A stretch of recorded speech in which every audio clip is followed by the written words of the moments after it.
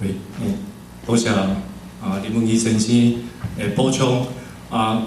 确实，我的论文主要拄则的报告是咧讲诗集对宋哲来先生的文学的重要的一个所在。当然我论文内底有写着，其实有一个反的意义，就是讲你伫迄个时代，其实这是一个集体的运动就像我伫咧116页一开始我就讲，吴景华捌写过讲，80年代的作家林双布、宋哲蔼、林文义、游克襄、黄树根、陈昆仑、庄经国等等这的人，拢捌宣称发生在1979年底的美丽岛事件给了他们彻底的洗礼，使他们觉悟身为台湾人的悲哀，并因此激发了他们在文学创作上的自觉。所以我咧讲，这是一个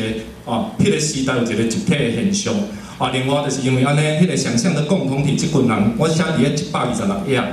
就是讲背负共同的情感、命运经验跟重大的历史时刻，可以跨越族群文化协议，拥有共同的挑战、共同的理想，朝向共同的丰盛的未来前进。这就是这群人，就是包括咱在内每一个人心肝内迄个意识。我念上尾一段诗来做我的回应的结束，就是第126页，把船航开去，在苦海的彼岸。我们突然撞见生命的奥秘，那是和谐天真的韵律，在百花盛开、万千成刹的境地里，我们找到个体的归宿，或叫神意，或上帝。我想，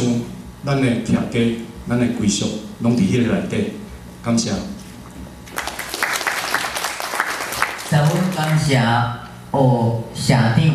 的回应如何？2点20啦